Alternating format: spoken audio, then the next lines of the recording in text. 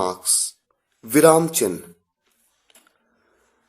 बच्चों, विराम चिन्हों के माध्यम से वाक्य के प्रकार व ठहराव की जानकारी मिलती है। इससे हमें लिखे गए सेंटेंस के भाव या अंदाज का पता लगता है।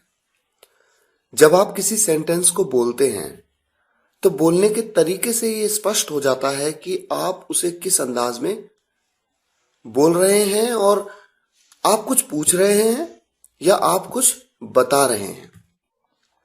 एक ही सेंटेंस को आप अलग अलग तरीकों से अलग अलग अंदाज में बोलेंगे तो उनके अलग अलग अर्थ निकलेंगे। लेकिन लिखे हुए सेंटेंस को अलग अलग अंदाज में कैसे बयां किया जाए, इसी के लिए विराम चिन्हों का प्रयोग किया जाता है। एग्जाम्पल के तौर पे सेंटेंस है, मैं स्कूल जाऊंगा।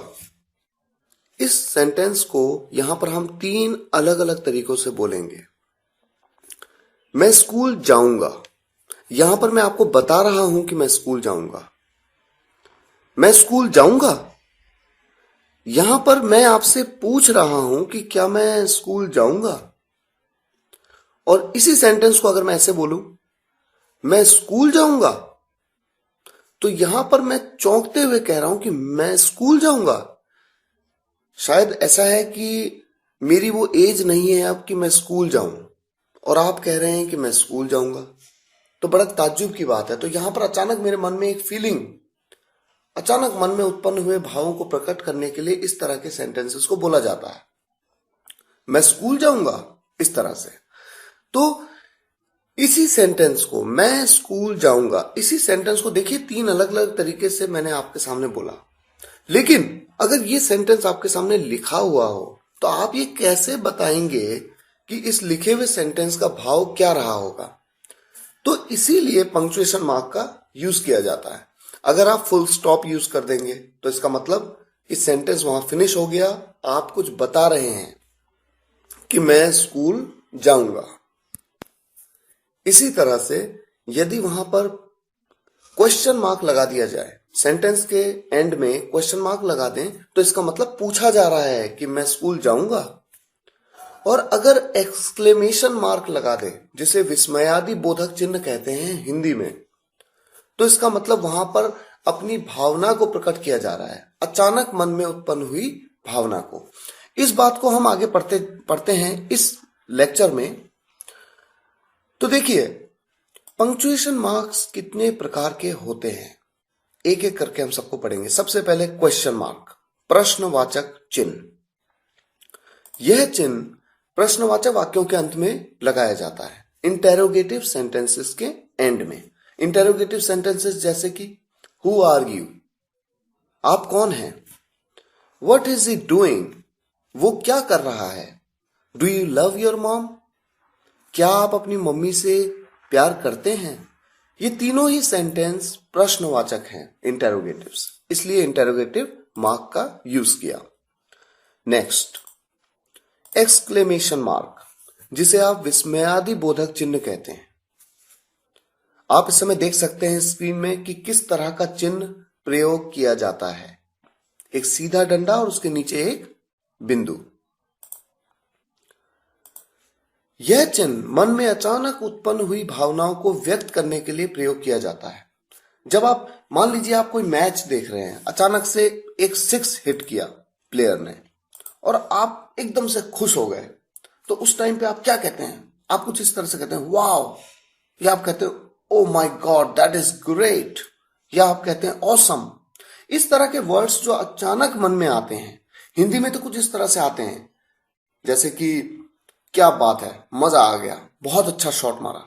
इस तरह के सेंटेंस जो हिंदी में आते हैं, इसी तरह से बस इंग्लिश में वाव, ऑसम, वेल डन, फैंटास्टिक, इस तरह के वर्ड्स मन में अचानक उत्पन्न हुई भावनाओं से आते हैं।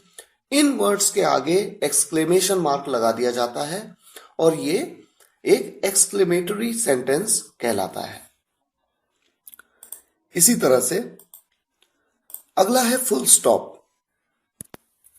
जिसे हिंदी में आप पूर्ण विराम कहते हैं। पूर्ण विराम अगर आपने कहीं सेंटेंस में लगा दिया तो इसका मतलब वो सेंटेंस वहां पर फिनिश हो गया। देखिए आपके सामने स्क्रीन में दिखा रहा है फुल स्टॉप, जिसका मतलब है end of a sentence, end of a sentence which is neither interrogative nor exclamatory. यानी अगर कोई सेंटेंस प्रश्नवाचक भी नहीं है और एक्सक्लेमेटरी यानी विस्मयादि बोधक भी नहीं है, तो इसका मतलब वो सेंटेंस एक पूरा सेंटेंस है। उस सेंटेंस पे आप फुल स्टॉप लगाएंगे और कंप्लीट करेंगे सेंटेंस। एग्जाम्पल के तौर पे आपके सामने लिखा है आई एम कमिंग, मैं आ रहा हूं। देखिए यहां पर ना मैं पूछ रहा हूं कुछ, ना यहां पर कोई चौंकते हुए कुछ अपनी भावना को व्यक्त कर रहा हूं। दूसरा सेंटेंस है Ram is a good boy. बहुत सिंपल सी बात है, राम अच्छा लड़का है, बस इतना बता दिया। पूर्ण विराम फुल स्टॉप का यूज अब्रीविएशंस के साथ भी होता है। अब्रीविएशंस का क्या मतलब है? शब्दों के समूह का एक संक्षिप्त रूप, short form of a group of words. देखिए एग्जाम्पल से समझिए। आपने अक्सर देखा होगा एमपी, मेंबर ऑफ पार्लियामेंट, ऐसे छोटे छोटे अब्रीविएशंस यूज किए जाते हैं। ध्यान रहे कि अब्रीविएशन में हर लेटर के बाद डॉट लगाना जरूरी है। M dot, P dot, M dot, L dot, A dot. हम अक्सर क्या करते हैं, लास्ट वाले लेटर के बाद डॉट नहीं लगाते, वो लगाना जरूरी है। एमपी मेंबर ऑफ पार्लियामेंट, सांसद। MLA member of legislative assembly, विधायक। पीएम प्राइम मिनिस्टर, प्रधानमंत्री। बीए बैचलर ऑफ आर्ट्स, ये हम सभी जानते हैं अक्सर। BSc bachelor of science, BCom bachelor of commerce, MBA masters in business administration, B arch bachelor of architecture. इसी तरह से ये एग्जाम्पल बहुत इंपॉर्टेंट है, ई डॉट जी डॉट। आपने अक्सर ये देखा होगा, एग्जाम्पल के लिए यूज किया जाता है E dot G dot, एग्जाम्पली gratia. ये एक लैटिन वर्ड है जिसका मतलब होता है फॉर एग्जाम्पल, उदाहरण के तौर पर। इसी तरह एक लैटिन वर्ड है आई डॉट ई डॉट, इडेस्ट। इसका मतलब है दैट इज, जो हैं। अभी आपको अगले स्लाइड में ये एग्जांपल्स बताए जाएंगे। अगला है ETC डॉट, एटसेट्रा, एटसेट्रा। ध्यान से सुनिए इसकी प्रोनाउंसिएशन को, एटसेट्रा। इसका मतलब होता है आदि या इत्यादि। देखिए एग्जाम्पल, दो एग्जाम्पल आपके सामने। I can play many instruments, मैं कई इंस्ट्रूमेंट्स बजा सकता हूं। For example, E dot G dot को देखिए मैं क्या कह रहा हूं, for example guitar, sitar, piano etcetera. दूसरे एग्जाम्पल में देखिए I can play only 3 instruments, मैं केवल 3 इंस्ट्रूमेंट्स बजा सकता हूं, जो कि हैं। आई डॉट ई डॉट को देखिए मैं क्या कहूंगा, दैट इज, यानी जो हैं, कौन कौन से हैं, गिटार, सितार एंड पियानो। तो किसी सेंटेंस में कभी ई डॉट जी डॉट आए तो ये नहीं कि आप उसे ई डॉट जी डॉट कहें, आप उसे फॉर एग्जाम्पल कहिए। कहीं पे आई डॉट ई डॉट आए तो ये नहीं कि आप आई डॉट ई डॉट कह रहे हैं, आप कहेंगे दैट इज। इसी तरह से देखिए नेक्स्ट है कॉमा। कॉमा का यूज कब किया जाता है? कॉमा का मतलब होता है अल्प विराम। कॉमा का यूज तब किया जाता है जब आप किसी वाक्य को बोलते हुए बीच में जरा सा रुकना चाहते हैं, रोकना चाहते हैं, विराम देते हैं। विराम देने के लिए कॉमा का यूज किया जाता है। एग्जाम्पल के तौर पर देखिए, एक सेंटेंस है राम कम हियर। तो जब आप इस सेंटेंस को बोलेंगे तो आप ऐसे थोड़ी कहेंगे कि राम कम हियर। ये पूरा एक सेंटेंस नहीं है। देखा जाए तो पहले आप कह रहे हैं राम, आप राम को पुकार रहे हैं राम, फिर आप थोड़ा सा रुके, तो यहां पर कॉमा लगाना जरूरी है क्योंकि सेंटेंस पूरा एंड नहीं हुआ, हल्का एक विराम दिया है आपने, Ram come here. Next example, I have many friends, मेरे कई दोस्त हैं। I have many friends for example Aman, फिर आप थोड़ा रुके क्योंकि अमन अलग है, अमित अलग है, संदीप अलग है, तो आप कहते हैं for example Aman, Amit, Sandeep etcetera. Next example, if he comes, अगर वो आया, if he comes I will not come, मैं नहीं आऊंगा। तो अगर वो आया, ये एक सेंटेंस है और दूसरा है मैं नहीं आऊंगा, लेकिन दोनों सेंटेंस चूंकि एक ही भाव में बोले जाने हैं इसलिए मानेंगे तो हम एक ही सेंटेंस, लेकिन बीच में चूंकि एक ब्रेक दिया, एक विराम देना पड़ेगा। अगर वो आया, अब रुके हम थोड़ा, मैं नहीं आऊंगा, तो धीरे धीरे आप जैसे जैसे सेंटेंस बनाते हैं आप धीरे धीरे इन चीजों को समझेंगे। लेकिन कोशिश ये करनी है कि कोई भी चीज जो समझ में ना आए उसको तुरंत पूछिए और उसको क्लैरिफाई कर लीजिए, अपने दिमाग को बिल्कुल क्लियर कर लीजिए कि हाँ इसका क्या मतलब है। अगर आपको कोई दिक्कत आए आप इंग्लिश वाले 12@gmail.com पे हमें ईमेल कर सकते हैं। ईमेल आईडी आपको लास्ट में बताया जाएगा।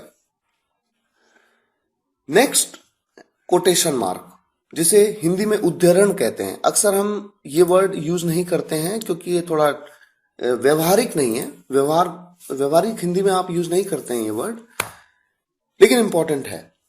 किसी की कही हुई बात को कोटेशन मार्क के अंदर लिख सकते हैं और अक्सर लिखते भी हैं। आपने देखा होगा कि कोई बात किसी व्यक्ति की कही हुई है, उसको दोनों तरफ से कोटेशन मार्क से उसे कवर किया गया है। वाक्य के शुरू में देखिए किस तरह का कोटेशन मार्क लग रहा है, ध्यान से देखिए उसे। ऊपर से डंडा आया, नीचे गोल बना 2 बार। और वाक्य के अंत में कैसा लगता है, ऊपर से गोला सा बना और फिर नीचे लंबा डंडा सा आया 2 बार। ये इंपॉर्टेंट है, कई लोग इसमें गलती करते हैं। नेक्स्ट है कोलन। कोलन का मतलब होता है जैसे कि। ये अक्सर कब यूज होता है, ये अक्सर तब यूज होता है जब आप व्यक्तियों, वस्तुओं या जगहों की सूची के बारे में बताते हैं। जैसे मान लीजिए आप कई लोगों का नाम एक लिस्ट की तरह बता रहे हैं, तब ये यूज होता है। कई चीजों का नाम लिस्ट की तरह आप बता रहे हैं, तब ये यूज होता है। एग्जाम्पल देखिए, आई मेट मैनी पीपल, मैं कई लोगों से मिला। अंजलि, कुलदीप, डिंपल एंड सीमा। तो देखिए मैंने लिस्ट दी ना, 4 लोगों की लिस्ट दे दी मैंने। तो जब आप लिस्ट देते हैं, आपको पता है आगे आप लिस्ट देने वाले हैं, तो वहां पर कोलन का यूज आप कर सकते हैं। कोलन मतलब 2 डॉट, जैसा कि आपने देखा। I have many things, colon, books, pens, vegetables, sugar etcetera. यहां पर आप इस तरह से यूज करते हैं। 4 चीजों की लिस्ट आपने दे दी, books, pens, vegetables, sugar etcetera. Next, semicolon. Semicolon को हिंदी में कहते हैं अर्धविराम चिन्ह। देखिए क्या है, ऊपर डॉट है, नीचे कॉमा।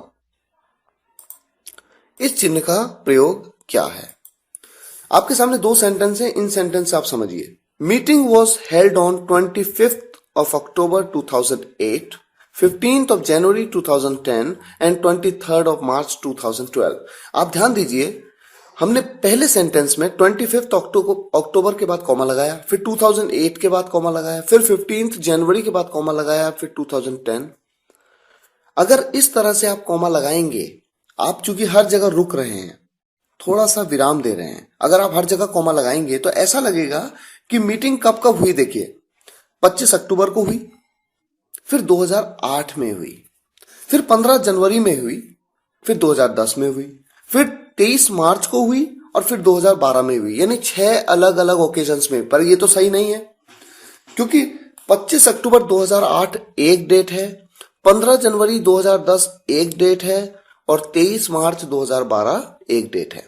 यानी 3 अलग अलग डेट्स में हुई। तो होता क्या है कि जब कॉमा का यूज, डबल कॉमा का यूज होना लग जाता है, तो वहां पर देखिए सेंटेंस आप कैसे बनाएंगे। सेकंड सेंटेंस देखिए, meeting was held on 25th अक्टूबर 2008। ये एक डेट है, तो चूंकि 25th अक्टूबर डेट को ईयर से अलग करना है, 2008 से अलग करना है ना, तो कॉमा तो लगेगा ही।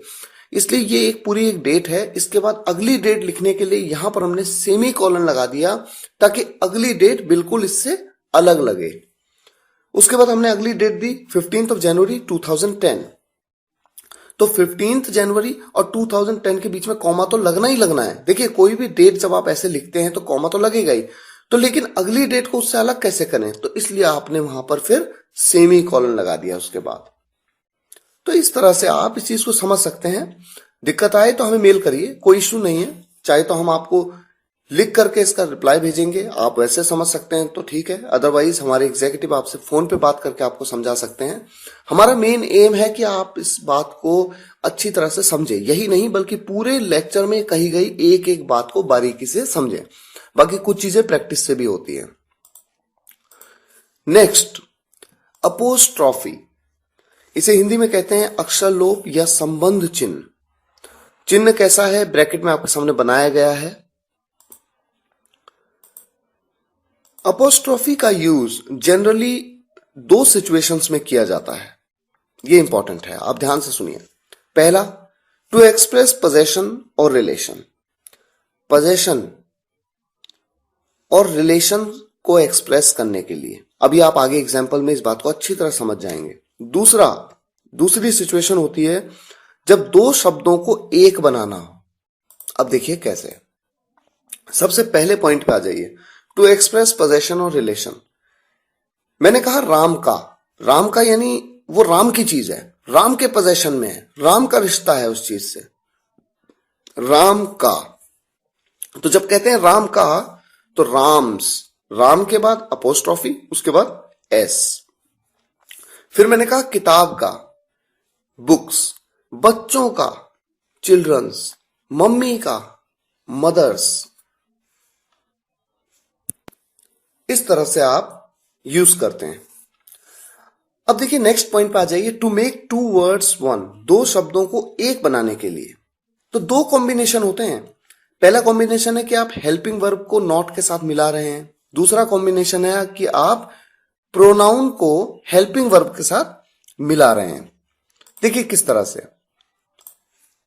हेल्पिंग वर्ब को आप नॉट के साथ मिलाते हैं, किस तरह से मिलाते हैं? डज नॉट, डजन, डजंट भी कहते हैं, डजन भी कहते हैं। तो अपोस्ट्रॉफी के बाद टी लगा दिया आपने। इज नॉट को कैसे मिला रहे हैं? इजंट या इजन।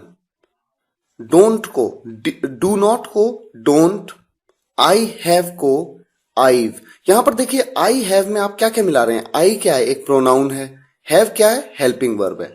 तो ऊपर तीन एग्जांपल्स में आपने देखा कि हेल्पिंग वर्ब को नॉट के साथ मिलाया और अब हम प्रोनाउन को हेल्पिंग वर्ब के साथ मिला रहे हैं। You are, your, has not, hasn't, have not, haven't, can not, can't, should not, shouldn't, would not, wouldn't, could not, कुंट।